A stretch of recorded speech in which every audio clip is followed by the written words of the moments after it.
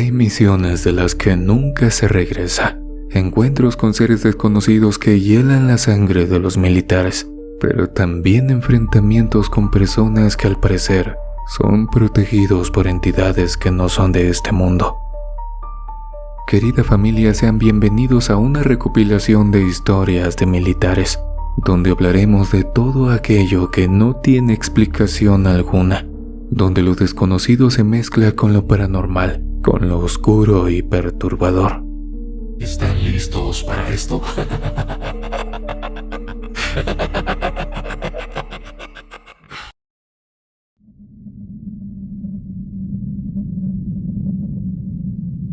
Me llamo Iván Moreno. Estuve en el ejército activo durante 9 años. Lo que voy a contar pasó cuando me tocó una comisión en el norte, en una zona entre Caborca y Puerto Peñasco.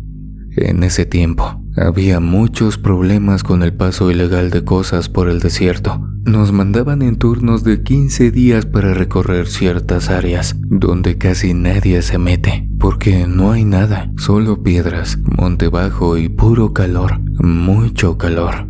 Esa vez éramos 6, íbamos en 2 vehículos. La comisión era revisar unas rutas a pie. Caminábamos con mochila ligera, agua, GPS y fusiles. Se suponía que era una zona tranquila, pero había reportes de marcas raras y señales que no eran del crimen ni de migrantes. Yo iba con el teniente Silva, un vato de Jalisco que no hablaba mucho, serio pero buen mando. Había un lugar que le decían El Pozo. La zona era una planicie pelona, con muchos riscos, aunque no salía en los mapas. Los locales le tenían mucho miedo. Decían que ahí habían pasado cosas. Nos lo mencionó un guía civil que nos llevó hasta cierto punto, pero no quiso arrimarse más. Dijo que de noche se oían risas en ese rumbo, pero no de gente, sino como de animales. El primer día de caminata estuvo pesado por el calor, pero nada raro. El segundo día encontramos marcas en piedras. Eran símbolos como espirales, líneas torcidas, figuras parecidas a gusanos o serpientes. Se veían recién hechas con algo negro que no era carbón ni pintura. Tocamos con la punta de la bayoneta y se manchó, parecía grasa, hasta que el teniente dijo que dejáramos ahí. Más adelante, al mediodía, llegamos al llamado pozo. Era una hendidura natural, una especie de cráter seco, con un hueco en el centro. No tenía agua, pero se notaba muy profundo. Medía unos 20 metros de diámetro. El borde estaba lleno de piedrillas acomodadas. Parecían ofrendadas. Había cráneos de animales, velas derretidas, cera pegada a las piedras. Algunos restos de cera aún seguían tibios, aunque también podría haber sido por el calor. Nos paramos a revisar y luego armamos un campamento a unos metros, porque el teniente quería inspeccionar el lugar de noche por si pasaba algo, cosa que me arrepiento de haber obedecido. Esa noche no se movía el aire, dormimos por turnos. Yo estaba con el cabo Reza en la primera guardia. A las 2 horas escuchamos un zumbido raro, como si viniera del hueco. Pensamos que era un animal. Nos acercamos con linternas y no vimos nada, pero aquel zumbido seguía como un murmullo bajo. Reza se asomó un poco y dijo que había algo en el fondo. Llamamos al teniente para que bajara con nosotros y lo que vimos no lo puedo explicar. En el fondo del pozo, como a unos 10 o 12 metros, era algo o alguien que giraba despacio, como una mujer encorvada. No subía, no bajaba, solo daba vueltas. Tenía el cabello tieso como parado, despeinado y duro. El teniente ordenó retroceder y no nos acercamos más, pero el soldado Scutia no obedeció la orden. Soltó su mochila y su fusil en el suelo y empezó a acercarse a esa cosa con los brazos abiertos. El teniente le gritó. Yo me le fui encima y lo tiré, pero cuando lo vimos, su rostro ya no era el mismo. Tenía los ojos en blanco, la boca abierta y su semblante completamente perdido. Lo arrastramos fuera del área.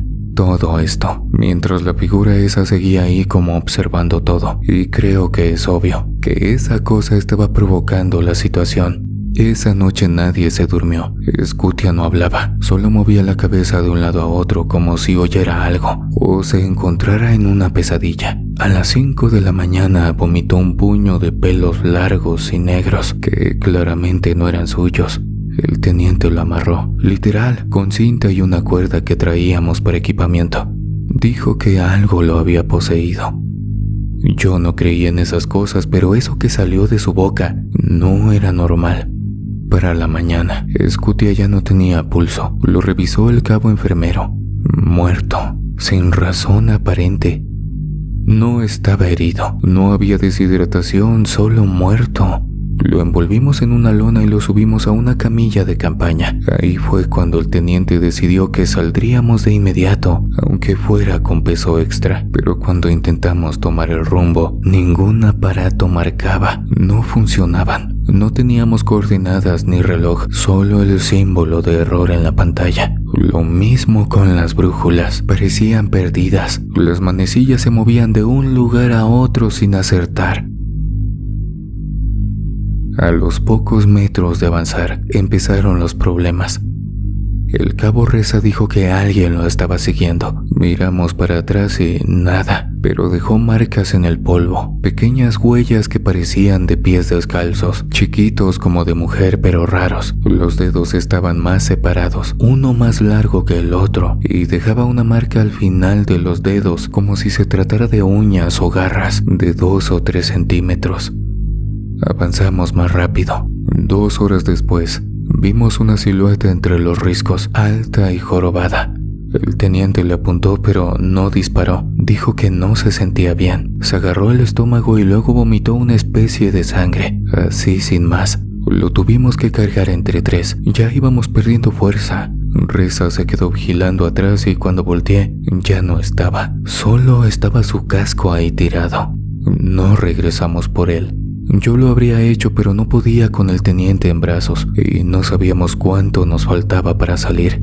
En la tarde, vimos una camioneta militar a la distancia. Pensamos que era un espejismo, pero era real. Nos estaban buscando. Nos subieron rápido.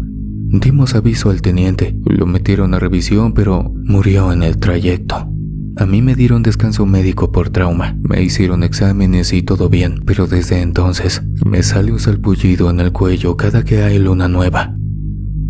Esto ya no lo vi, pero me enteré que durante las siguientes 36 horas murieron otros 7 elementos. Fue muy extraño. Ningún enfrentamiento, ningún delincuente o traficante, pero sí varias bajas en esa encomienda. Supongo que el hecho de que yo haya librado la muerte fue pura suerte, porque todos estuvimos igual de expuestos en ese lugar. Todos enfrentamos la misma situación, una mujer con aspecto demoníaco, posesiones que terminaron en la muerte o vómito que al final también terminó con la vida de mis compañeros. Estás escuchando Oscuro Secreto. Me llamo Luis Montes. Fui cabo en un destacamento que operaba entre Chilpancingo y la Sierra de Tlacotepec. En esos años, nos tocaba meternos a puro monte, patrullajes, aseguramientos, búsqueda de laboratorios. Era normal toparnos con cosas raras, pero nunca había visto algo que me dejara marcado de por vida, como esto que te voy a contar. Pasó en octubre del 2017. Nos avisaron que había un grupo armado escondido en unas cuevas. Decían que hacían cosas extrañas, pero no nos dieron detalles. Solo nos dijeron que fuéramos y limpiáramos todo. Éramos 16. Llevábamos ya 3 días metidos entre piedras y lodo. Para el 4.º día, perdimos la señal de la radio. El teniente dijo que siguiéramos, e íbamos avanzando cueva por cueva como siempre.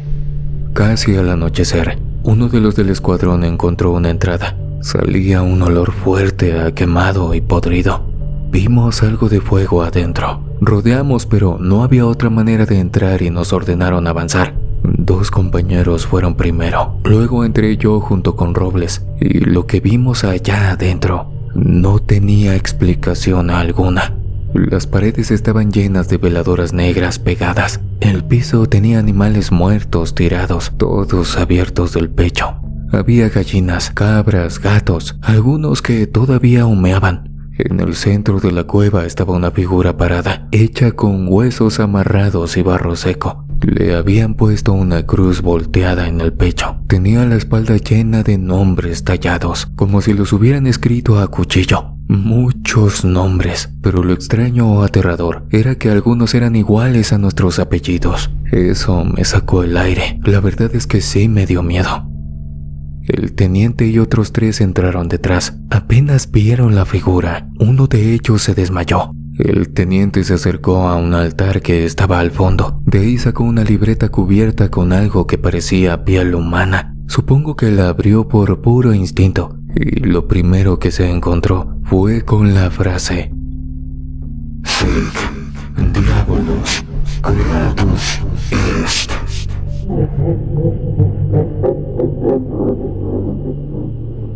El teniente ordenó quemarlo todo. Metimos fuego a la figura, a los cuerpos y a las veladoras.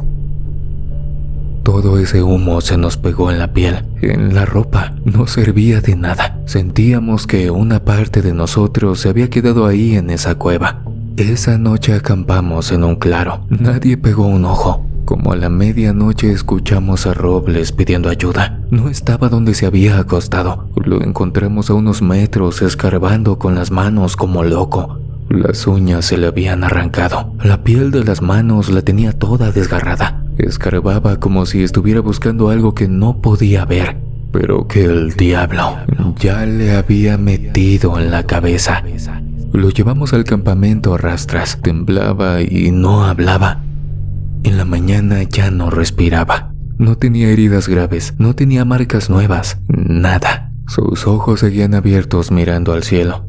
En ese mismo instante el teniente dijo que nos largáramos. Caminamos todo el día sin hablar y sin descansar. Cuando llegamos al punto de reunión, nos dimos cuenta de que no éramos todos. Faltaban 3 hombres. 2 eran los que entraron primero a la cueva. El otro era Robles. Para ese momento, claramente ya vi al teniente espantado y no quiso regresar. Dijo que todo aquello había pasado por quemar la cueva y que de donde él venía era como retar al diablo. Que si alguien tenía el valor para regresar por los compañeros que lo hiciera, pero que él no lo haría. Nadie quiso reportar nada raro. Dijimos que se habían perdido en el monte y nuestros superiores se encargaron de buscarlos, pero entre pasillos. Los compañeros cuentan que sí los encontraron, pero ya muertos. Después de algunos interrogatorios nos mandaron a descansar unos días. Me fui con mi hermana a Acapulco a tratar de olvidarme de lo que había sucedido, pero las cosas del diablo nunca terminan tan fácil. Esto lo sé porque mi abuela solía decirme que cuando uno mira las cosas del diablo, aunque no las toque, con solo verlas ya queda marcado para siempre. Apenas hace 4 años, en el 2021, me marcó un ex compañero. Estaba trabajando en una limpieza por la misma zona. Me dijo que habían encontrado otra cueva y me preguntó si conocía algo parecido y me mandó una foto. Era igual a la que vimos nosotros. La figura de huesos y barro, las veladoras negras. No le contesté nunca más. Cambié de número. Para mí estaba claro que el diablo seguía trabajando ahí igual que el primer día. Desde entonces no volví a dormir tranquilo. Vivo solo y no tengo familia cerca. Tampoco cuento esto para asustar a nadie, solo lo cuento porque todavía me pasa. Hay noches en que siento que algo raspa la puerta de mi casa. No abro, pero tampoco me acerco. Me tapo los oídos y espero a que amanezca. A veces al día siguiente encuentro marcas de uñas en la madera, marcas frescas, y lo más aterrador es que no tengo animales. No sé si es el mismísimo diablo que viene a mi casa o si es alguna cosa que Satanás mandó para atormentarme. Sea lo que sea, en verdad es horrible vivir una situación como la mía. Una vez un vecino vino a preguntarme si estaba haciendo hoyos en el patio. Dijo que había visto la tierra movida como si alguien hubiera escarbado. Fui a revisar y sí, había un hoyo pequeño justo debajo de mi ventana. Como si alguien hubiera intentado meterse, pero no encontré huellas, solo tierra suelta y como marcas de arañazos en la tierra. Un día me animé a revisar el patio de noche. Me armé de valor y salí con una lámpara. Vi algo moverse junto a la barda. Era algo que se escondió rápido. Cuando enfoqué bien, no había nada, pero el olor a tierra mojada era tan fuerte que tuve que taparme la nariz. Para mí ya no era casualidad, eso era el diablo marcando el terreno. Otra noche mientras dormía, sentí que algo me jalaba el pie. Me desperté de golpe y no había nadie, pero mi pie estaba sucio de tierra. No había pisadas, solo tierra suelta alrededor. Empecé a dormir con la luz prendida. La verdad es que a veces no sirve de mucho, pero al menos me da tiempo de ver si algo se acerca. Con el tiempo me di cuenta de que todo se fue haciendo peor. Cada año, en octubre, el olor a tierra entra a la casa aunque cierre todo. Cada año las marcas en la puerta son más profundas. Cada año siento que el diablo se acerca un poco más. He pensado en mudarme, pero ya sé que no va a servir. No importa a dónde vaya, no importa si cruzo el país, sé que donde sea que esté, va a encontrarme. No importa cuánto corra, no importa cuánto rece, no importa cuánto me esconda. El diablo ya sabe mi nombre.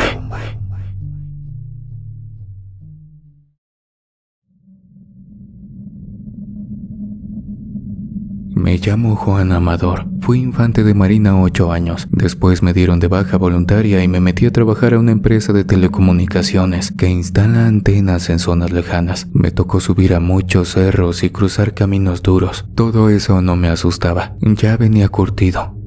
Esto que voy a contarlo es comunidad. Pasó en el 2018. Me mandaron con 2 técnicos y otro exmilitar a instalar un repetidor cerca de un pueblo en la Sierra Norte de Puebla, cerca de Zopotitlán de Méndez. Era un lugar con muchas casas de teja y calles de tierra. La señal no llegaba muy bien, así que íbamos a poner el equipo en un punto alto, sobre una roca enorme, medio kilómetro arriba del pueblo. En ese sitio solo había una casa vieja, con techos bajos y ventanas tapadas con costales. Nos dijeron que nadie vivía ahí desde hacía años. Llegamos en una pick-up hasta donde se pudo. Después caminamos cargando mochilas y herramientas, celulares, radios y de todo. Subimos por una vereda que parecía camino de animales. Había neblina, pero no lluvia. Llegamos a la roca como a las 5 de la tarde. Desde ahí la casa estaba más cerca de lo que pensábamos. Desde donde íbamos a montar la antena, se veía el techo a unos 30 metros. El técnico más joven, un chavo que se llamaba Pablo, dijo que prefería acampar en la casa antes que sufrir frío durante la madrugada. Yo le dije que no era buena idea. A mí me incomodaba estar tan cerca de una casa abandonada, sin saber por qué la habían dejado así nada más. Pero como el otro técnico y mi compañero no se quejaron, fuimos a revisar. La casa tenía 2 cuartos. Uno estaba lleno de tierra y ramas secas, como si hubieran metido leña y luego la dejaron ahí. El otro cuarto tenía todavía un catre y una cobija tirada. Había un espejo grande pero todo opaco. En la parte de atrás había un barranco. No era muy profundo, pero se veía oscuro, ya que al fondo había muchos árboles. Eso fue lo que menos me gustó. Nunca me ha dado miedo el monte, pero ese rincón tenía algo muy extraño. Dormimos esa noche ahí. Pusimos nuestras cosas en el cuarto más limpio. Dejamos las herramientas afuera bajo un toldo viejo. Me desperté a las 3:30 de la madrugada porque escuché que alguien caminaba por la parte de atrás. No eran pasos de animal, eran pasos lentos pero pesados.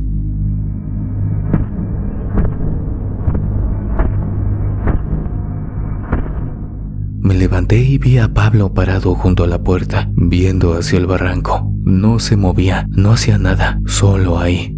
Le pregunté qué hacía, pero no me contestó. Me acerqué y lo empujé. Me vio como si no me conociera. Luego dijo que había una señora parada abajo, que lo estaba llamando. Me asomé pero no vi a nadie. Le dije que se acostara y no volvió a hablar en toda la noche.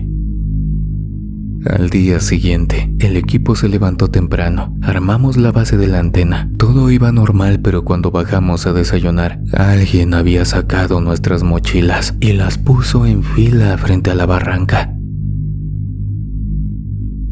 El otro exmilitar, que se llamaba Tomás, me dijo que algo no estaba bien. Revisamos todo. No faltaba nada, pero el espejo del cuarto estaba limpio.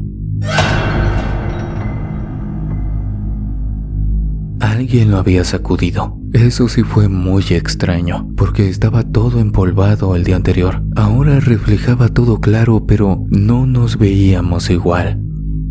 Hubo un detalle que nos hizo salir del cuarto sin decir una sola palabra. En el espejo, junto a nosotros, se veía otra figura. No era de nadie del grupo. Era una mujer de piel gris muy extraña, que a la vez daba mucho miedo, porque su cabeza no estaba en la posición que todos conocemos, sino más abajo, muy abajo diría yo. Aquella mujer no tenía cuello, sus hombros estaban casi al ras de su cabeza. Esa noche dormimos afuera, encendimos la lámpara y no apagamos la luz. A medianoche se escuchó un chillido. No era un grito, era más como un alarido corto pero feo. Después todo se quedó en silencio. Al amanecer Pablo tenía la cara marcada, 3 rasguños en cada mejilla, no tan profundos pero bien hechos. Comentó bastante espantado que había soñado que la señora lo tenía contra el suelo y que le estaba sacando el aire por la boca. Lo dijo temblando. Ese hombre no quiso quedarse ni un minuto más en ese sitio. Bajamos al pueblo, rentamos un cuarto y fui a buscar comida. En la tienda, una señora grande me preguntó si habíamos estado arriba y le contesté que sí. Me comentó con una voz misteriosa y hasta con cierto temor que antes vivía una mujer en esa casa. No tenía nombre, solo le decían la del barranco. Vendía ungüentos y cosas de monte, pero después de un tiempo, la gente empezó a evitarla. Decían que caminaba sola por el bosque en las madrugadas, hasta que una vez desapareció una niña del pueblo. Nunca la encontraron. La última persona que la vio fue ella. Dijeron que la querían linchar, pero cuando llegaron a buscarla ya no estaba. Su ropa estaba colgada, todo estaba limpio y solo quedaba aquel espejo, cosa que nadie quiso tocar. Después de eso, los que iban al cerro a cortar madera decían que la veían. No les hablaba, nomás se quedaba parada viéndolos. Nadie dura mucho tiempo por esa razón. Dejaron de subir y la casa se fue cayendo sola. Eso fue lo que me dijo. Pablo no volvió a trabajar con nosotros. Lo internaron porque decía que la mujer del barranco vivía dentro del espejo y que ya lo había escogido. No dormía, no comía, se arrancaba el cabello. Murió en el hospital una semana después, sin razón clara. El parte médico decía paro respiratorio, pero algo me dice que eso no fue un paro. A Pablo se le fue el alma por la boca, tal como lo soñó. Desde entonces, si me mandan a una zona rural y hay casa vieja cerca, no entro ni pregunto nada. Otra cosa que aprendí de esa horrible experiencia es que a veces es mejor dejar las cosas como están. Eso fue lo que a mí me pasó, comunidad. Buenas noches.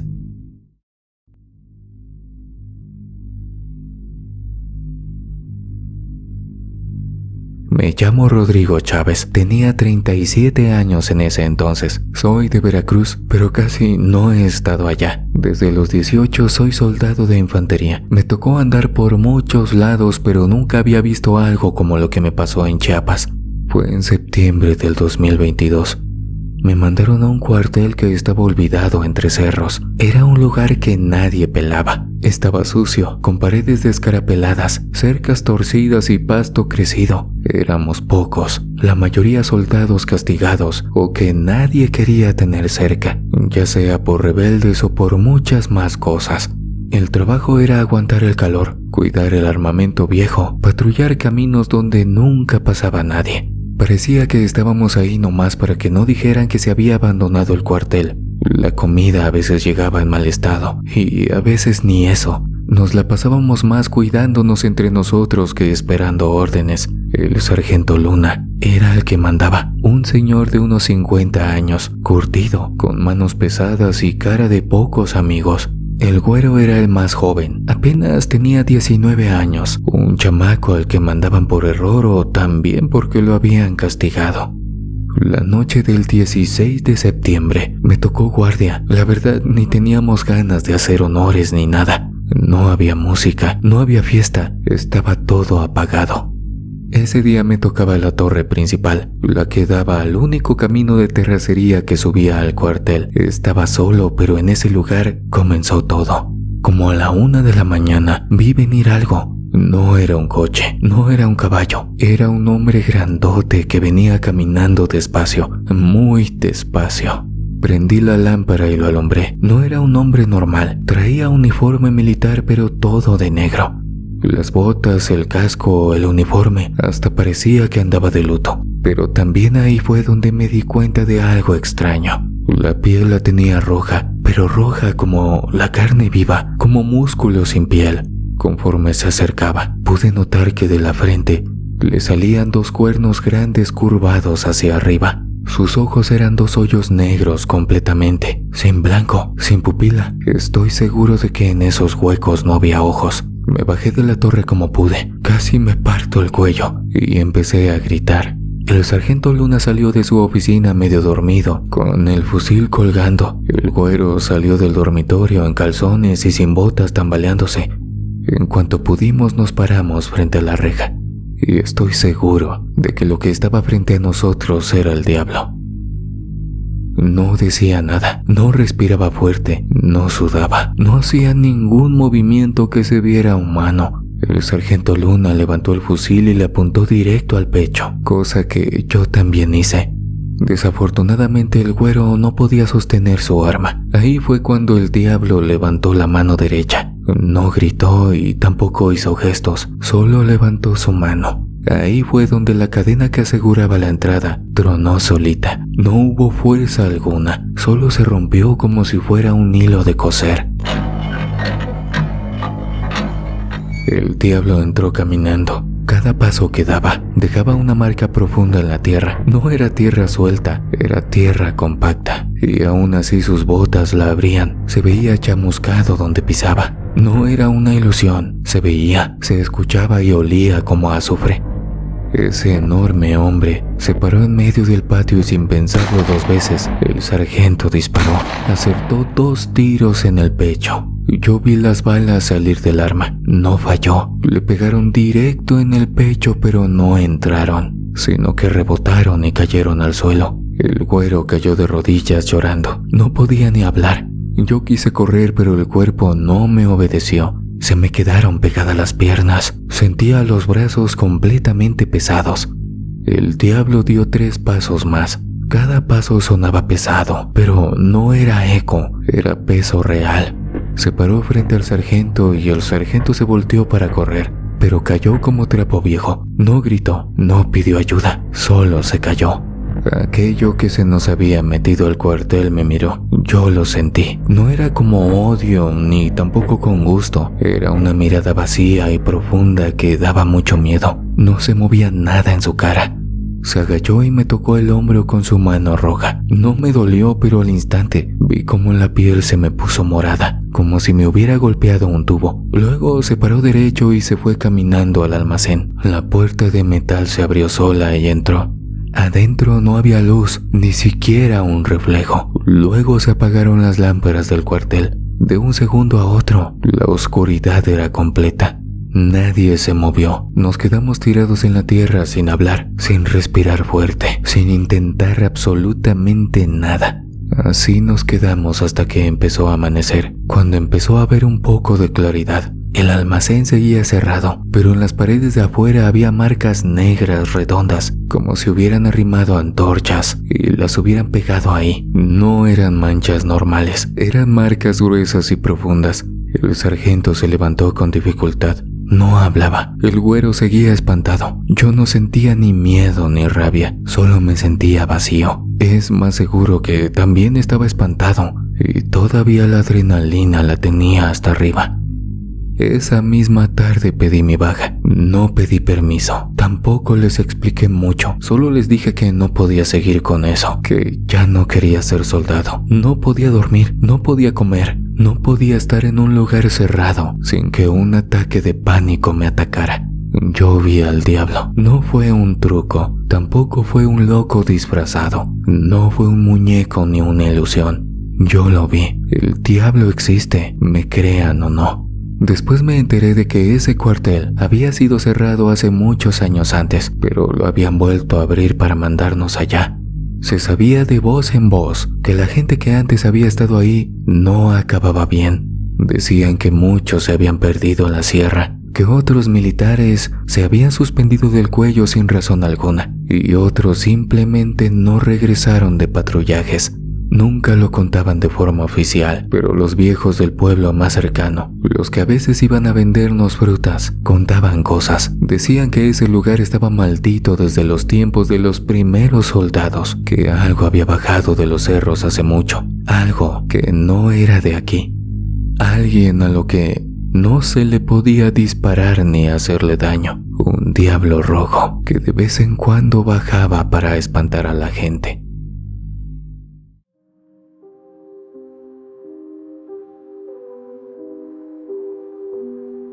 Me llamo Efraín y estuve en servicio durante 7 años en la zona costera de Campeche. Lo mío era vigilancia y control en áreas cercanas al mar. No tanto combate, pero igual, hay cosas que uno prefiere no volver a ver. Esto pasó en un destacamento cerca de San Román, una comunidad chica pegada al monte, con el mar enfrente. No hay mucha gente ahí, la mayoría vive de la pesca. A nosotros nos mandaron porque hubo reportes de tráfico por lancha y querían vigilar mejor la costa. Éramos 5 los del batallón, rotando turnos, nos quedamos en una bodega que adaptaron con catres. La primera vez que la vi, estaba parada en el muelle, sola viendo el agua. Era una mujer delgada, con la cara larga y arrugada pero sin parecer tan vieja. Su cabello era muy negro y no hablaba, solo se quedaba viendo al mar sin moverse. Los pescadores le dejaban espacio, nadie le decía nada. Un día pregunté quién era, me dijeron que le decían la que no se metía al agua. Nada más eso, que vivía sola en una palapa vieja a la orilla del manglar y nadie se le acercaba. Una noche nos tocó una ronda cerca del manglar. Íbamos en silencio con lámparas tenues y la vi parada descalza, con los pies en el lodo, mirando hacia donde el agua se mete entre los árboles. Me acerqué un poco pero no dijo nada. Cuando le apunté con la linterna, me hizo un gesto con la mano, lento, como si me estuviera diciendo que no molestara. No fue agresiva ni nada, pero tampoco natural. Se me enchinó la piel y no por miedo, sino porque había algo que no me cuadraba. Cuando volví, mis compañeros me preguntaron por qué había tardado tanto. Les comenté que me había encontrado con una mujer que no respondía y me dijeron que no la volviera a mirar. Uno de ellos, Rivera, me dijo que su primo una vez le ofreció llevarle agua potable a esa mujer y amaneció con la lengua hinchada sin poder hablar por 3 días. Me acuerdo perfectamente bien que me dijo: nadie sabe qué tiene, pero todos la respetan por aquí. Más bien, le tienen miedo. Pasaron varios días sin incidentes, hasta que una madrugada, mientras hacía guardia, solo en la bodega, vi que alguien pasó por afuera. Caminaba despacio, muy recto, sin linterna. Fui a revisar y vi huellas. Eran pies descalzos, no eran de ningún civil normal. Era ella, porque las huellas llevaban dirección al mar, pero no regresaban, como si hubiera entrado directo al agua. Solo que todos decían que esa mujer jamás se mojaba ni un dedo. Después comenzaron a pasar cosas muy extrañas. Uno de los muchachos encontró su cantimplora llena de sal. Otro amaneció con los pantalones al revés bien puestos, pero como si el propio cabo se los hubiera quitado, volteado y puesto nuevamente. Esto mientras se quedó dormido un par de minutos mientras hacía su guardia. En mi caso, fue más directo. Un día vi en el cuarto donde dormía que alguien había metido algo bajo mi catre. Era una red de pesca, mojada con un montón de pelos largos enredados. Esa no era una red de nosotros. Nadie dijo haberla visto. La tiré al monte, pero al día siguiente volvió a estar ahí debajo.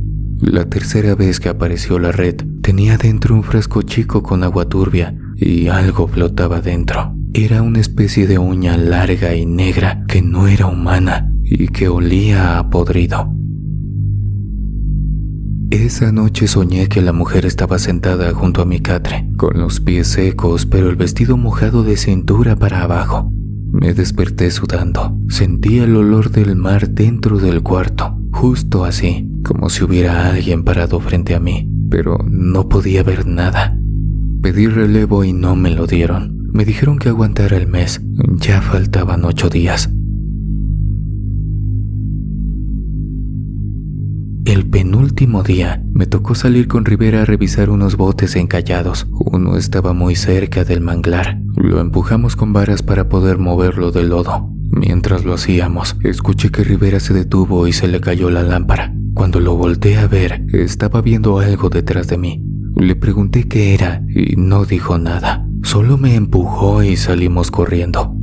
Ya en la bodega, me dijo que había visto a la mujer entre los árboles, pero no caminando, estaba flotando. Dijo que no tocaba el piso, que solo se iba metiendo al manglar muy lento, pero sin hacer ruido. Dijo que tenía la cara seca y nos miraba fijamente con esos ojos que le brillaban como a los perros, como si supiera que la estábamos mirando. Esa noche, francamente, comunidad, no pude dormir. Me quedé recargado en la pared con la lámpara prendida. Cerca de las 3, oí un ruido bajo, como si alguien arrastrara algo mojado. Me asomé por la rendija de la puerta y no vi nada, pero igual agarré mi lámpara y salí. Caminé hasta el monte. Llegué a una parte del manglar donde nunca nos metíamos. No era camino, era pura raíz, pero ahí estaban unas velas clavadas entre la tierra y el lodo, bien alineadas con la cera chorreada en el suelo. Más adentro, se veían unos trapos colgados en las ramas. No eran ropa, eran pieles.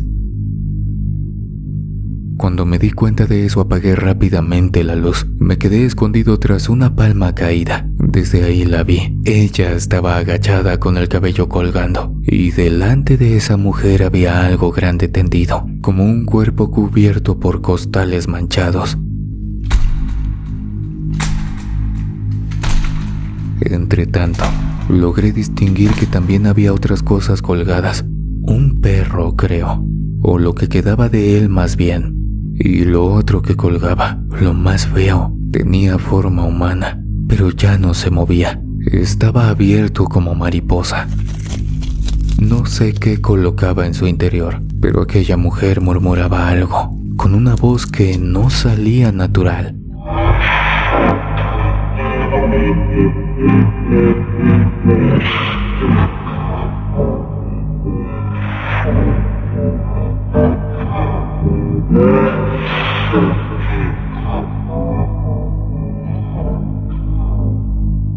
Sé perfectamente que era un demonio disfrazado de mujer. Sacaba de una olla una cosa negra pegajosa que untaba con los dedos sobre el suelo en círculos y también en los cuerpos. Luego se embarró la cara y se pasó un cuchillo de piedra por los brazos. No se cortó, solo se lo restregaba en todo el cuerpo, como invocando a algo o a alguien. Y cada que lo hacía, los trapos colgados se movían como por arte de magia. Yo no respiraba, me quedé congelado sin poder mirar para otro lado. En cierto momento, ella alzó la cara. No vi si me vio, pero el cuerpo de los costales dejó de moverse y ella se quedó muy, pero muy quieta. Luego, empuñando aquel cuchillo de piedra, se fue caminando en línea recta. No recogió nada, solo se fue. No dormí, no comí, me escondí a esperar a que amaneciera. El último día me levanté con dolor en la cabeza. Soñé que alguien me soplaba en la oreja. En la bodega no había viento, pero vi marcas de pies húmedos alrededor de mi catre. Me bañé con agua de la cisterna y al salir vi en el espejo del lavamanos que mi reflejo estaba de espaldas. No me vi la cara como debe ser, sino la parte de atrás. Ahí supe que si no salía ese día de ahí, ya no iba a salir nunca más. Tomé mis cosas y me fui al destacamento principal sin esperar orden. Dije que tenía fiebre. El médico me revisó y me dio descanso. A mis compañeros nunca les conté lo que pasaba. Nadie me hubiera creído. Tiempo después supe que un marino nuevo desapareció en esa misma zona. Dijeron que fue arrastrado por la marea, pero el bote estaba a 2 metros de la orilla. No había huellas en la arena, solo estaban sus botas bien acomodadas, una junto a la otra, apuntando hacia el mar. A mí ya no me mandaron de vuelta. Me cambiaron a Mérida, pero a veces me despierto en la madrugada oliendo a sal. Y lo peor no es eso, lo peor es que cuando abro los ojos siento que alguien está en el cuarto, de pie, viéndome. Sé perfectamente que es la misma mujer de aquella noche.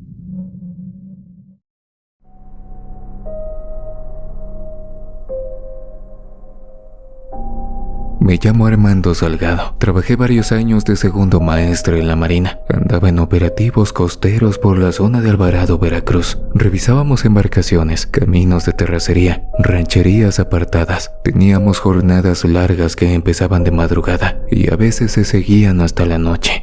Esto pasó en noviembre del 2019. El operativo iba normal hasta que a mediodía reportaron movimiento raro en una zona de playa olvidada, donde antes hubo una cooperativa pesquera ya abandonada. El comandante dijo que fuéramos a ver y nos dividimos en equipos de 4. Mi grupo fue el primero que llegó. No había construcción, solo ruinas, unos muros a medio caer, trozos de techumbre oxidada tirados en el suelo. Lo que sí estaba raro era que había marcas de llantas recientes que eran de camión grande.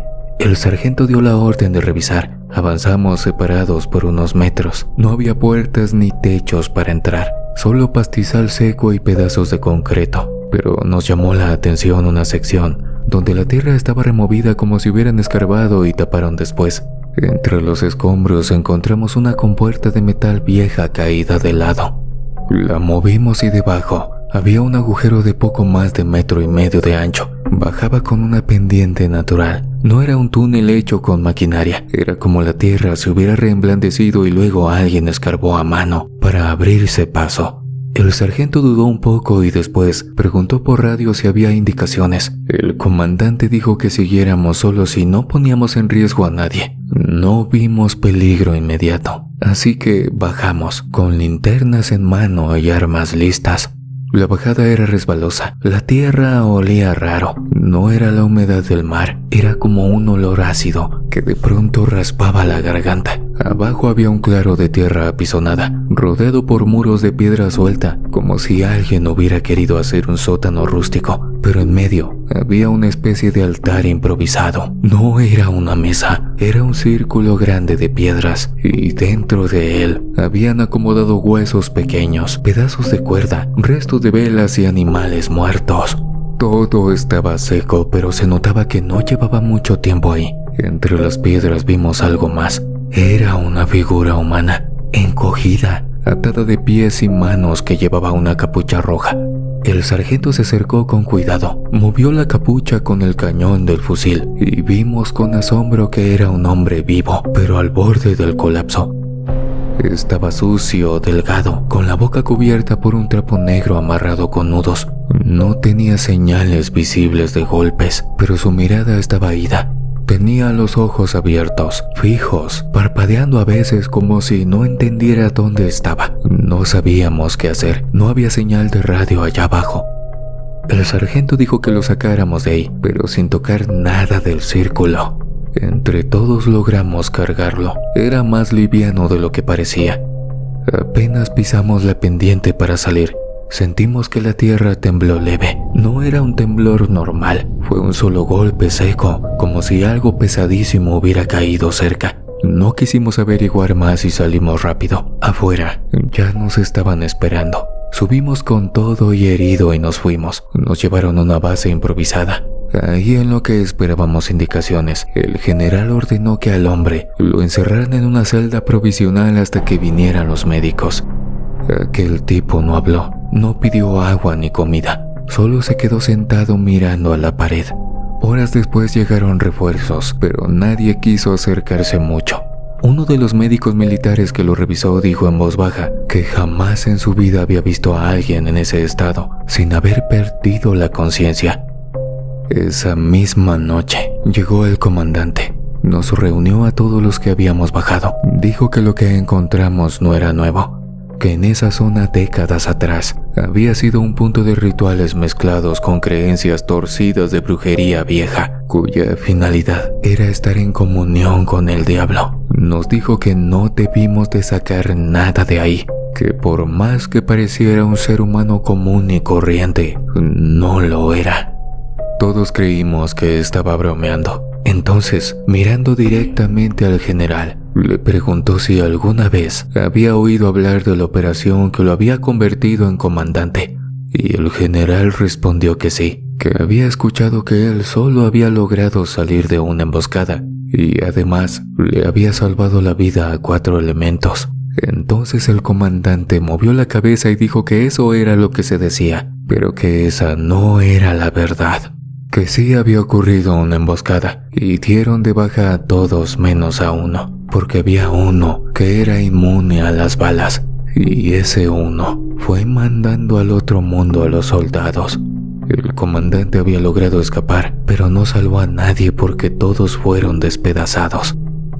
El comandante nos aseguró que ese al que enfrentó en aquella ocasión fue al diablo, y que sus superiores, que creían en ese tipo de cosas o eventos paranormales, que de vez en cuando también acudían con brujos para ser protegidos, lo ascendieron a comandante, porque había logrado escapar de un encuentro con el diablo, no porque fuera muy valiente o porque se lo hubiese ganado.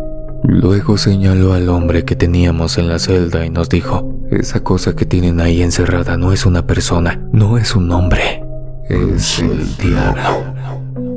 Cuando volteamos a ver al sujeto, seguía pareciendo una persona común, pero ahora tenía las pupilas como metal ardiente, y lo que nosotros tenemos blanco en los ojos, él lo tenía completamente negro. El comandante nos ordenó a todos retirarnos de inmediato, y eso hicimos. Nos salimos de ahí y nos quedamos afuera. Estábamos esperando, aunque no teníamos idea de qué o a quién estábamos esperando. Como a los 4 minutos, salió el comandante y nos dijo que esa fuera la última vez que andábamos rescatando gente sin antes confirmar por radio. Que daba igual si no había señal, que si no confirmaban la indicación no debíamos de ayudar a nadie. El general asintió con la cabeza. Uno de los compañeros le preguntó qué había pasado con el diablo, y el comandante respondió que sencillamente se había ido. Nunca supimos qué tanto habló el comandante con el diablo esos 4 minutos.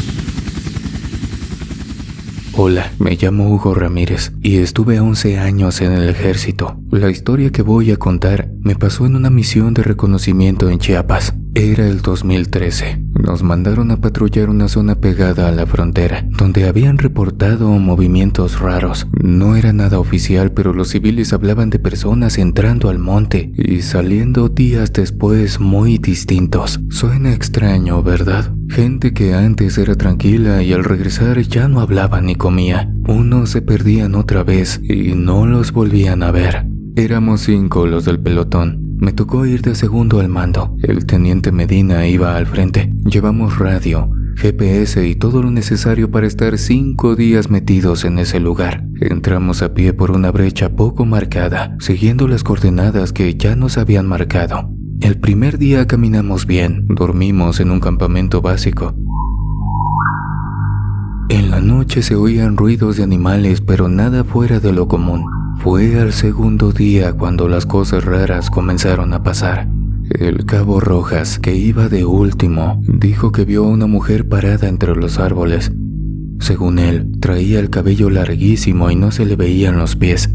Nadie le creyó. Pensamos que se le cruzó algún arbusto o una rama y se confundió. A veces la vista engaña, y más en lugares como esos. El teniente le ordenó que se callara y que siguiera el paso. Yo vi que Rojas se quedó serio, y aunque no dijo más, se notaba que estaba nervioso. En la tarde localizamos un claro, como si algo grande hubiera caído del cielo y hubiera abierto la selva. Todo estaba seco. El piso sin ramas ni hojas, no había insectos ni aves, ni un sonido. El sargento Elías dijo que ahí no deberíamos quedarnos, como si presintiera algo. Le respondí que esperara a ver qué ordenaba el teniente. Medina dijo que descansáramos 20 minutos ahí. Revisamos el lugar y luego avanzaríamos al siguiente punto, pero fue muy mala idea. Cuando desplegamos el perímetro, el cabo Rojas empezó a temblar. Apuntaba hacia una ceiba que estaba sola. justo al centro del claro. Decía que la mujer lo estaba viendo desde ahí, pero nosotros no veíamos a nadie. Lo primero que se hace cuando alguien comienza a comportarse tan extraño es revisarlo, porque por lo general suelen ser un tipo de alucinaciones provocadas por la deshidratación, o en casos como ese, que son en la selva, puede ser también el efecto de la picadura de algún insecto o el contacto con alguna planta. Ya saben, por las esporas que a veces sueltan. Lo revisamos, no tenía fiebre, pero sudaba como puerco y le brincaba un ojo. El teniente ordenó sacar a Rojas del perímetro y lo pusimos en la sombra. Equipo de campamento, informe de su situación. Mande ubicación, por favor. ¿Cómo se encuentran? Ahí fue cuando el radio dejó de funcionar. Intentamos todas las frecuencias, pero nada. Tampoco el GPS, solo decía error de señal. El teniente al mando decidió que nos moviéramos de regreso por la misma ruta, sin hacer noche ahí. Pero antes de salir, Elías gritó. Todos volteamos. Tenía el fusil apuntando al suelo, hacia una figura hecha de ramas trenzadas. Era una especie de muñeco con cara humana. No se veía vieja, más bien parecía recién hecha. Alguien la había puesto ahí, pero mientras nosotros estábamos parados. Lo sé, suena tan extraño, tan loco y demente, pero no, es una historia real. El cabo Rojas empezó a llorar, literal como un niño. Decía que ya venía por él. El teniente le gritó que se controlara. Yo traté de calmarlo, pero él ya estaba ido. Se tiró al suelo y se tapó la cabeza con los brazos. Tuvimos que cargarlo entre dos. Empezamos a retroceder, pero la selva ya no era la misma. Donde antes había una vereda, ahora había ramas cruzadas, árboles cerrados, todo apretado. Parecía que el monte no quería dejarnos salir. Tardamos horas para avanzar unos cuantos metros y el sol continuaba descendiendo. Pronto llegaría la noche. Ahí fue cuando la vimos. Yo iba al frente junto al teniente. Escuchamos un tronido detrás de nosotros. No eran ramas, era otra cosa.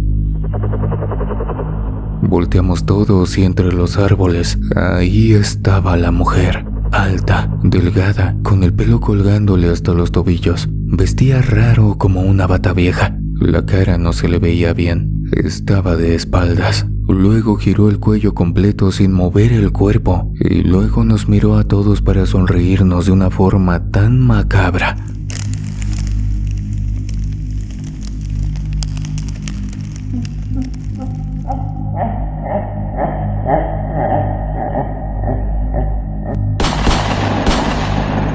Elías disparó. La figura desapareció. No corrió ni se escondió. Solo se esfumó. Ya no estaba. Cuando nos acercamos al lugar donde desapareció, el suelo estaba lleno de figuras trenzadas iguales a la primera. La misma cantidad de muñecos que soldados en aquel lugar. Esa noche no dormimos. Cada quien se turnó.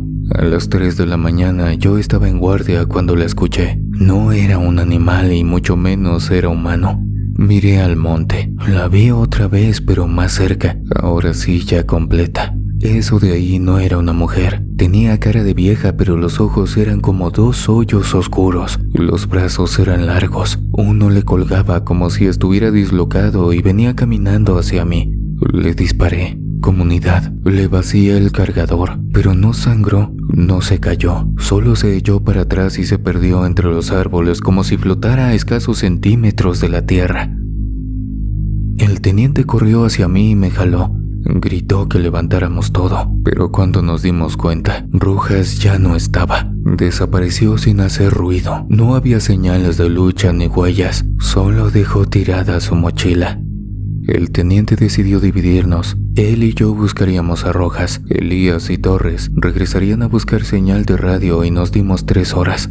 Caminamos hacia el norte. Seguimos rastros, pero no llevaban a nada. Solo encontramos más figuras colgadas entre las ramas de los árboles o escondidas en huecos de los mismos, hechas con el mismo tipo de trenza. Algunas hasta tenían cabellos humanos. A mediodía encontramos a Rojas. Estaba parado en el centro de otro claro más pequeño, desnudo, con la cabeza agachada. Tenía marcas por todo el cuerpo, como si lo hubieran raspado con piedras. Ya no respondía. Cuando el teniente se le acercó, Rojas levantó la cabeza. Tenía la boca llena de tierra. Nos miró y se dejó caer. Esa tarde, Rojas murió sin decir una sola palabra. No podíamos cargarlo, ya estábamos al límite y llenos de pánico. Lo cubrimos con ramas lo más posible y dejamos un marcador con cinta. Regresamos al punto de reunión, pero Torres y Elías ya no volvieron. Los buscamos, pero tampoco hubo rastro de ellos. Lo que sí pasó fue que en la noche vimos luces en lo profundo del monte, luces que flotaban, y ya no avanzamos más. Al tercer día salimos a la fuerza, orientándonos con la brújula y el sol. Nos tomó casi 2 días salir a la carretera. Nos recogieron en un convoy y el teniente no dijo nada. Solo dio las coordenadas de donde dejamos a Rojas y de donde perdimos a Torres y Elías. Ya nunca los encontraron. Yo pedí mi baja 6 meses después. Nunca volví a una zona de selva. Desde entonces, cada vez que huelo a tierra húmeda, me sudan las manos. Lo que vivimos ahí no era humano ni animal, era otra cosa, y no quería que saliéramos vivos de ahí.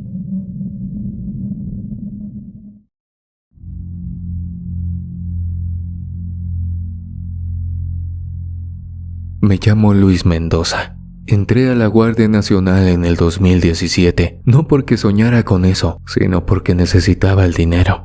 Siempre me tocaban los trabajos feos, retenes en medio de la nada, vigilancia en caminos olvidados donde no pasaba ni un burro en semanas. Pero también me acostumbré, aprendí a comer lo que hubiera, a dormir donde se pudiera, a confiar en lo que veía y no en lo que me contaban. En el 2021 me mandaron a un retén viejo cerca de Caborca. No había señal, no había gasolinera cerca, prácticamente no había nada. Era una estación de policía abandonada. Tenía una caseta oxidada que usábamos de oficina, una torreta que ya ni funcionaba, celdas podridas con puertas pesadas que rechinaban al moverlas. El baño estaba roto, así que como pudimos hicimos una letrina allá afuera. Dormíamos entre catres viejos que se doblaban al mínimo movimiento. Éramos 5 en el turno, turnos de 24 horas. Al llegar, el teniente nos dijo algo que sonó raro, que podíamos usar todo lo que quisiéramos menos la celda 7. Esa celda debía de estar cerrada siempre. No era sugerencia, era una orden de arriba. Así nos dijo sin más explicaciones. Nadie preguntó nada. En el ejército uno aprende que hay cosas que es mejor no saber. Las primeras semanas no pasó gran cosa. Parábamos rancheros, traileros, uno que otro perdido que preguntaba por caminos que ya ni salían en los mapas. Las noches eran pesadas, no por el trabajo sino por lo que se oía en ese lugar. Sonidos raros en las celdas, cadenas arrastrándose, puertas que crujían como si alguien las empujara de adentro. El ruido era claro, pero cuando íbamos a ver todo seguía igual. Una madrugada me tocó guardia con el cabo Herrera. Ya era tarde, 2 o 3 de la mañana. Para nuestra desafortunada suerte, la radio no tenía señal. Los celulares también estaban muertos. Estábamos tomando café frío cuando sonó un golpe seco. Golpe que vino de las celdas. Nos paramos rápidamente y caminamos hacia allá. Todas las puertas estaban cerradas menos una. La 7 estaba abierta, solo un poco, pero abierta. Unos centímetros bastaba para que se notara. Mi compañero me vio raro y me preguntó si había pasado a alguien. Le dije que no, que todo había estado tranquilo. Nos acercamos despacio. La luz de la linterna apenas alcanzaba a entrar. Dentro no se veía mucho. La celda 7 era distinta a las demás. El piso era de tierra, no de concreto. No había catre, ni lavabo, ni nada. En la pared de atrás, alguien había rayado símbolos que parecían garabatos. Íbamos a cerrar la puerta cuando notamos algo en el rincón. Era una figura agachada. No hacía ruido, no respiraba fuerte, solo estaba ahí escondida entre la mugre. Pude ver sus pies descalzos llenos de tierra reseca. El cabo apuntó su fusil y yo también. Preguntamos si necesitaba ayuda, pero nadie respondió. Mi compañero dio un paso adentro y cuando avanzó, la figura se levantó de golpe. Era alta, demasiado alta para ser normal. flaca como un palo, con los huesos marcados bajo la piel sucia. No parecía un ser humano. Sus ojos reflejaban la luz de la linterna. No parpadeaba, no movía la cabeza, solo se nos quedó viendo. El cabo intentó disparar, pero su arma no funcionó. Yo también quise jalar el gatillo, pero nada. Era como si nuestras herramientas estuvieran hechas de juguete. Segundos después, esa figura nos sonrió. Era una sonrisa bastante fea. No tenía dientes. Su boca era grande y dispareja. Dio un paso hacia nosotros y el cabo gritó que cerráramos la puerta. No lo pensé 2 veces y le metí una patada a la puerta de la celda. Se cerró con fuerza, pero el candado estaba roto. Sostuve la puerta con las manos mientras el cabo traía una cadena vieja que encontramos tirada. Amarramos la puerta como pudimos con nudos flojos y el miedo pegado en las manos. 1 hora después llegó el comandante. Le contamos todo. No se burló de nosotros y tampoco nos llamó mentirosos. Solo nos dijo que eso era lo que quería evitar. Que si la celda 7 se quedaba abierta más de 3 minutos, las cosas se complicaban. Así nos lo dijo con esas palabras, sin explicar por qué. Ni él mismo entendía lo que pasaba. También estaba siguiendo órdenes de arriba. Nada más. A pesar de que solo nosotros 2 habíamos visto a aquella horrible criatura, todos los demás se sentían nerviosos, así que el comandante ordenó a todos que fuéramos a realizar patrullajes por los ranchos de los alrededores. Nos inventó alguna justificante que ni recuerdo, pero todos sabíamos que lo hizo para que medio nos despejáramos en lo que él veía que hacía. Tiempo después, en uno de los caminos de terracería que conectaba un rancho con otro, vimos a una viejita que iba caminando bien despacio mientras cargaba un morral que se veía bastante pesado. Así que decidimos detenernos para ayudarla. Nos ofrecimos a llevarla y ella aceptó. En el trayecto, nos preguntó dónde nos estábamos quedando y cuando le respondimos se nos quedó viendo bastante seria. Nos preguntó qué estábamos haciendo ahí, que si acaso no conocíamos la historia o que si estábamos locos. A lo que respondimos que no. Entonces la viejita nos contó que hace años, en esa estación, encerraron a un hombre que había hecho cosas tan horribles en los ranchos cercanos. Cosas tan espantosas que incluso repetirlas era pecado. Lo pusieron dentro de la celda 7, en lo que veían que era lo que le iban a hacer. En cuanto llegó la noche, el tipo empezó a hacer símbolos en las paredes de la celda, mientras gritaba como loco en otro idioma. El hombre estaba invocando al diablo para que se llevara su cuerpo antes de ser juzgado. Y dicen que el diablo sí apareció y le dijo: yo no te pedí que hicieras nada de lo que hiciste, así que aquí te vas a quedar. Entonces el hombre empezó a arder en llamas y a correr en círculos dentro de la celda. Pero aquel hombre no podía morir. Sus gritos duraron horas y días. Aquello se volvió insoportable y por eso el lugar había dejado de utilizarse. Eso es lo que la gente cuenta. La viejita terminó diciendo que aunque nadie podía comprobarlo, se decía que el hombre ya ni siquiera estaba en llamas, pero seguía gritando, porque él sentía que se estaba quemando, y eso era porque el fuego ya no quemaba su cuerpo, sino su alma. Pueden creerlo o no, pero nosotros sí, porque sabemos lo que vimos dentro de aquella celda.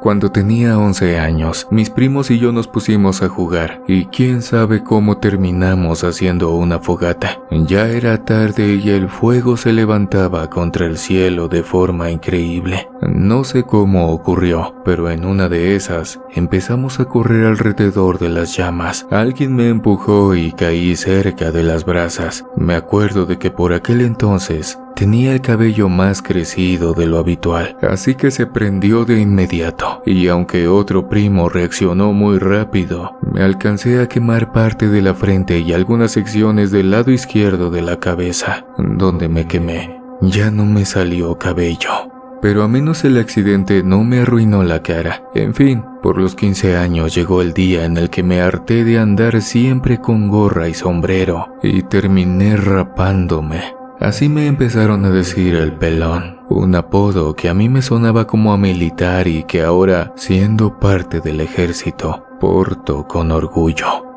Debo decir que mi infancia fue bonita y está llena de recuerdos agradables, a pesar de la mala experiencia que les acabo de contar. Sin embargo, yo nací y crecí en Sinaloa, estado ubicado en el norte de México, un sitio donde los chavos tenemos 3 opciones una vez que alcanzamos la mayoría de edad. La primera consiste en ingresar a las filas de la Armada Mexicana, la segunda implica trabajar para el narcotráfico, y la tercera es volverse sicario. Así como jugué con muchos de mis primos cuando fui niño, también me tocó enterrar a varios de ellos que se unieron a las bandas locales en busca de un sueño falso. Por lo tanto, opté por irme hacia el otro lado y me matriculé en una escuela militar con el propósito de formarme para defender a la nación. Anhelaba proteger a los ciudadanos y perseguir a los criminales, sin importar que se escondieran debajo de las piedras. Aseguraba que incluso ahí los encontraría.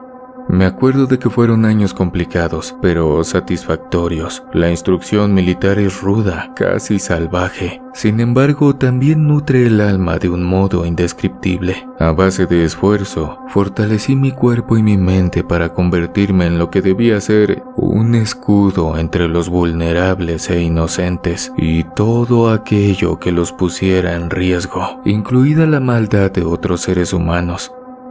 En ese entonces, y dado que vivía en la cuna de una célula del narcotráfico que ha impactado con agresividad al país, solo tenía en mi mente el modo en que mi generación y yo nos enfrentaríamos a la temida red del Chapo Guzmán, quien sin importar el lugar en el que estuviera, siempre encontraba un modo de mover los hilos de su familia desde la distancia. Después de que dejé la academia militarizada, tuve que salir a las calles y ahí me di cuenta de que la realidad era mucho más escalofriante de lo que imaginaba. La sangre manaba a borbotones por todos lados. Salía de los chivos expiatorios, de los enfrentamientos entre bandas, de criminales caídos y de ciudadanos que no la debían. A pesar de eso, todavía me costó muchísimo comprender que lo que sabía o creía saber del crimen organizado era un miserable cuento de hadas en comparación con las aberraciones que esa gente era capaz de cometer. Pero lo tuve que aceptar cuando me asignaron la búsqueda de Federico Méndez, el Tuerto.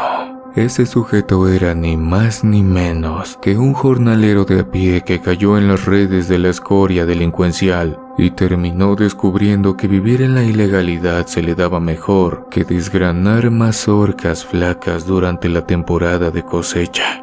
Empezó como muchos otros, siendo un lugareño flaco, hambriento y desesperado por darle un taco a su familia. Pero después se le cayó la piel de cordero y se convirtió en un lobo feroz e implacable. Resultó que tenía una mano diestra para arrebatarle la vida a otros y un talento admirable para la siembra de la marihuana. Su podrida espalda cargaba con la muerte de innumerables enemigos del cártel de Sinaloa, también con una cantidad indignante de residentes que estuvieron en el momento y lugar equivocado. Por si fuera poco, sembradío que hacía, sembradío que crecía alto y frondoso. Pronto comenzaron a oírse muchos rumores donde lo mencionaban como el mejor productor de la zona y susurros en los que varios peces gordos lo buscaban para encargarle algún trabajito.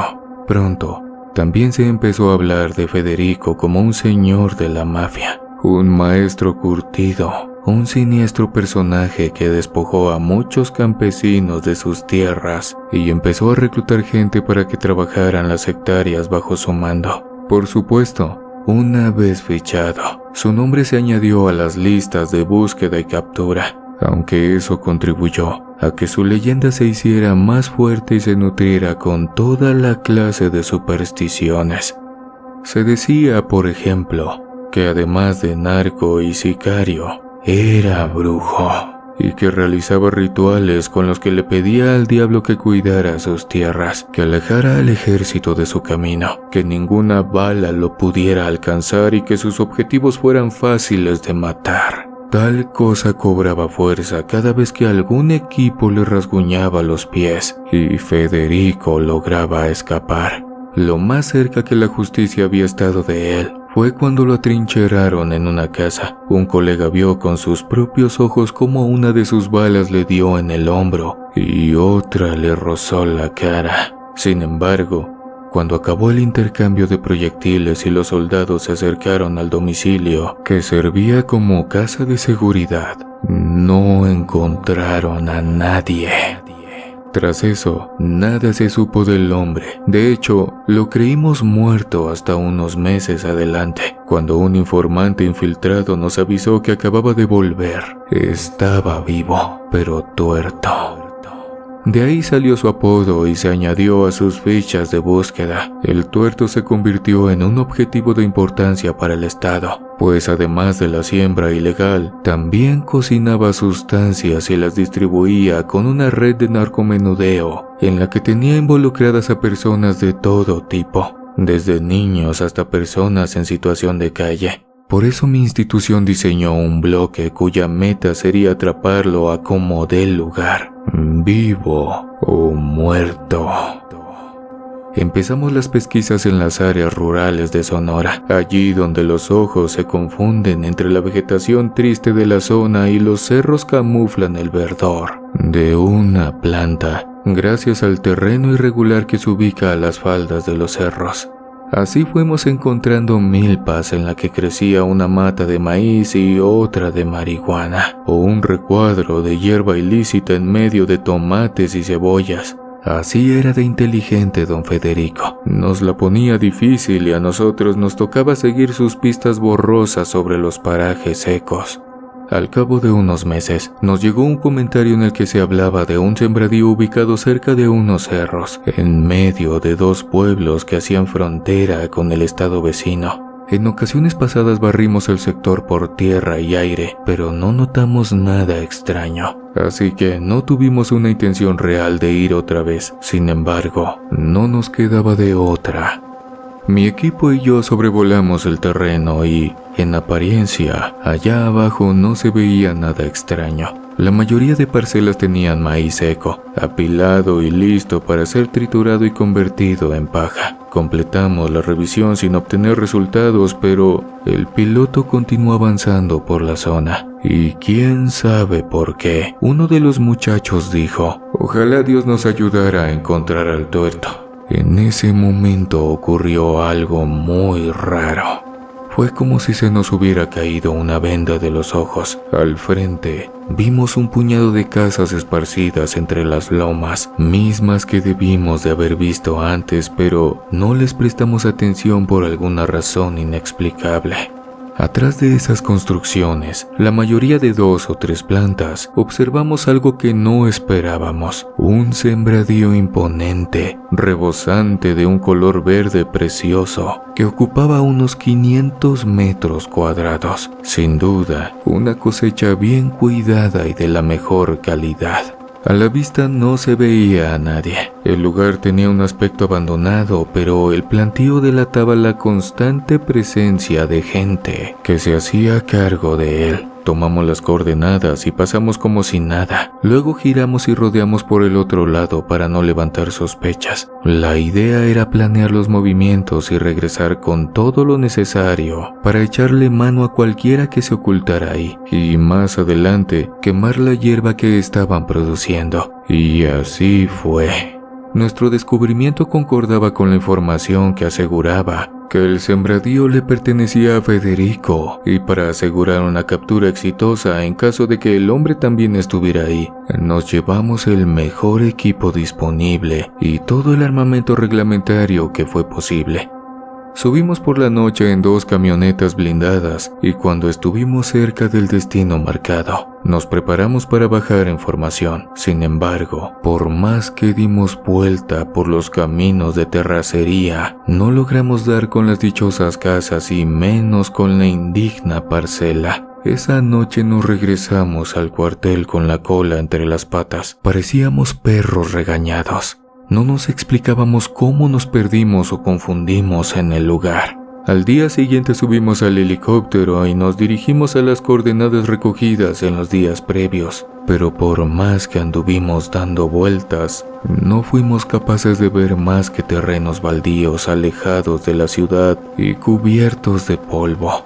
No lo podíamos creer. El piloto, quien tomó nota del punto exacto en el que se ubicaba el objetivo, se volteó para mirarme y me dijo: «Oye, pelón, ¿verdad que sí vimos las casas? Yo vi como 6 de tabicón y losa, algunas con 2 pisos y otras de 3.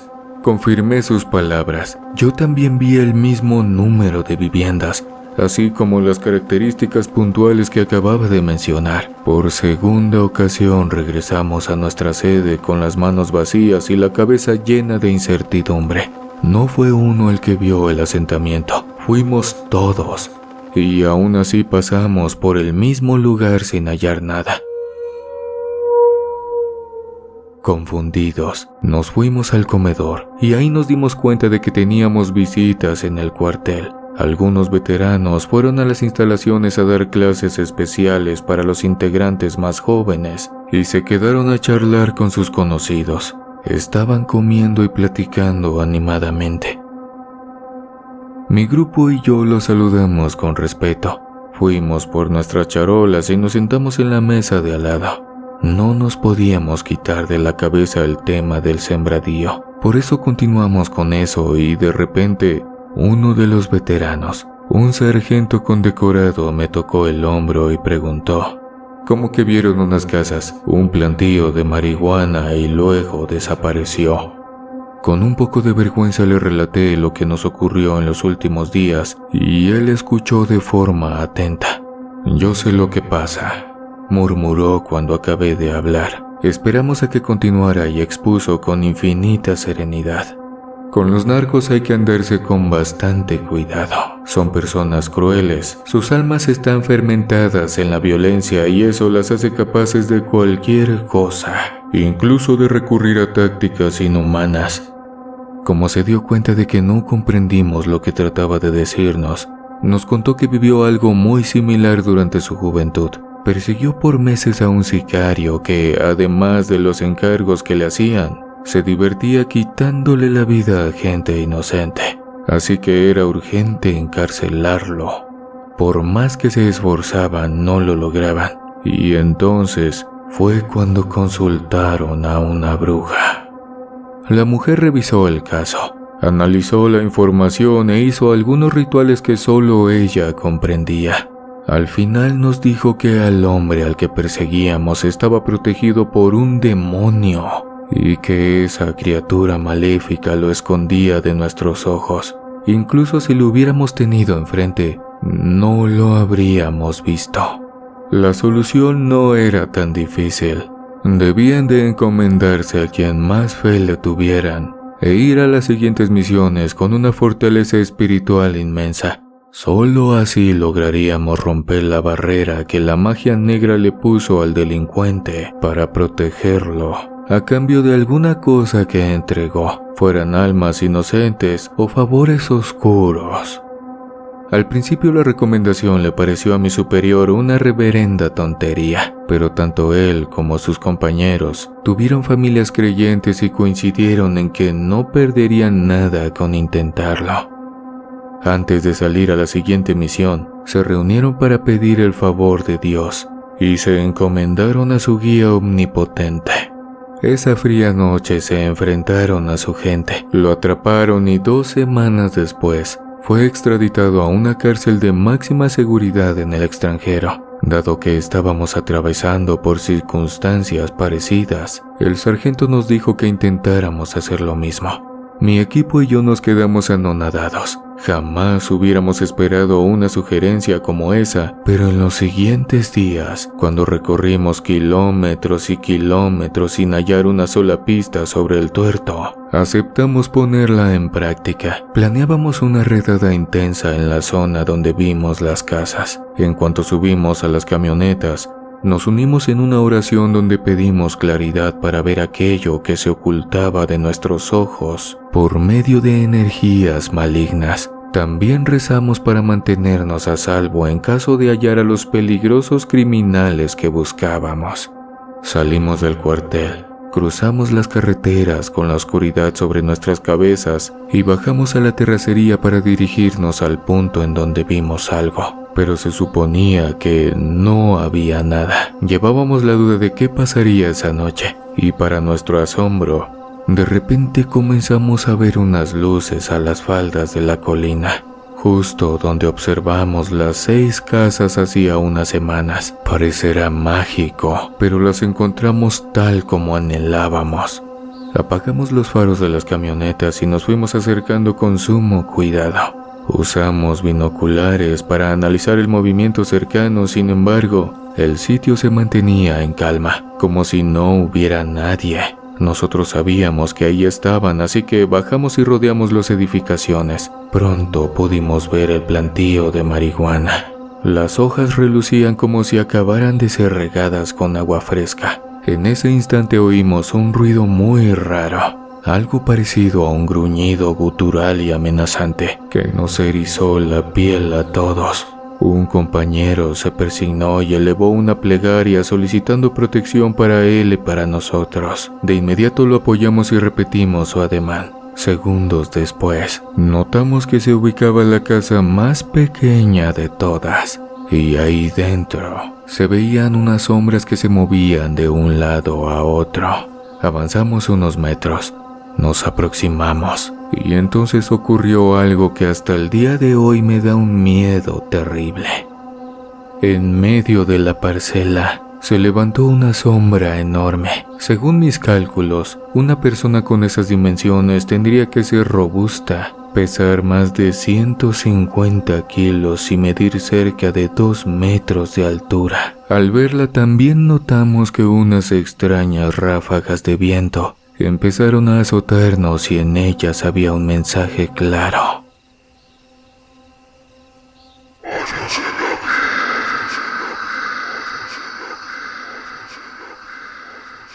Váyanse de aquí. Irnos era la única cosa que queríamos, pero teníamos un compromiso con el país al que juramos proteger y también con el alma de la gente inocente con la que Federico se divirtió. Apretamos nuestras armas, rechinamos los dientes en busca de valor y comenzamos a susurrar un Padre Nuestro. La sombra que seguía ante nosotros se retorció como si se estuviera sacudiendo y luego se desplazó con lentitud hacia la izquierda, dirección en la que no había viviendas, sino pura y llana oscuridad. Consideramos que esa era la indicación para seguir adelante y así lo hicimos. Nos colocamos en formación de ataque, cada uno resguardándose adecuadamente por si había otros sicarios en las casas aledañas. A las 11:45, di la señal para que uno de mis compañeros sacara el altavoz y pidiera una rendición pacífica. Después de eso, por un instante, el asentamiento y el plantío estuvieron en calma. Luego nos contestó una descarga de balazos. Tuvimos que responder en la misma medida. Detectamos a 6 personas, 3 en la casa pequeña y otras 3 que se ocultaban en las construcciones más cercanas. Nosotros éramos 10 y nos esperaban otros 8 en las camionetas, así que fue cuestión de tiempo para superar a los enemigos. A las 12:05, mis compañeros me confirmaron que abatieron a los 3 externos y solo notábamos a 2 personas disparando desde la casa pequeña. Nos acercamos para presionar a cualquiera que se hallara dentro. Con el altavoz les ordenamos que se rindieran y se entregaran. A las 12:15, creo que después de deliberar y entender que no existía salida,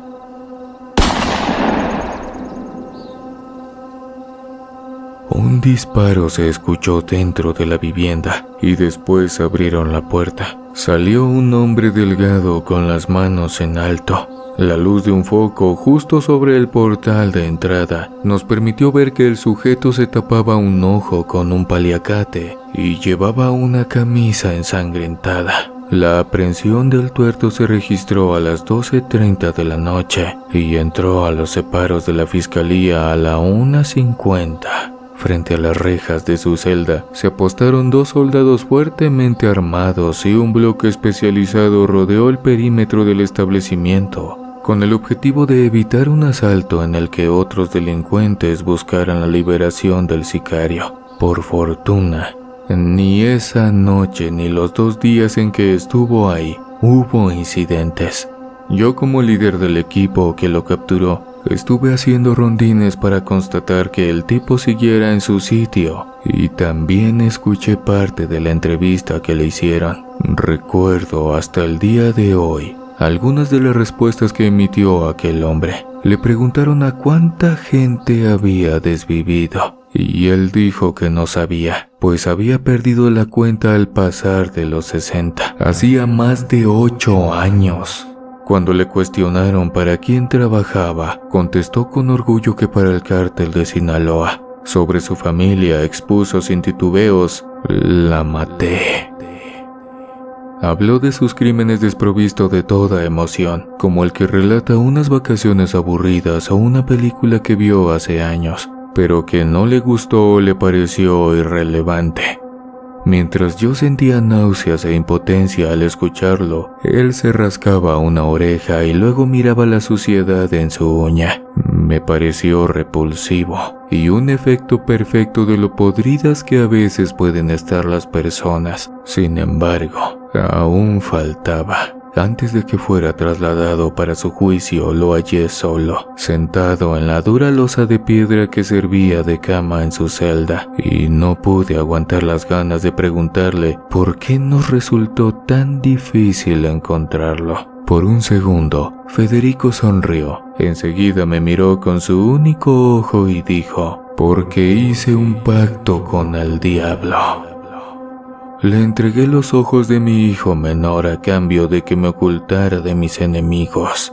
Le ofrendé la lengua de mi esposa para que no pudieran hablar de mí sin atragantarse. Y le regalé las orejas de mi hija mayor para que un día mucha gente llegue a escuchar mi nombre.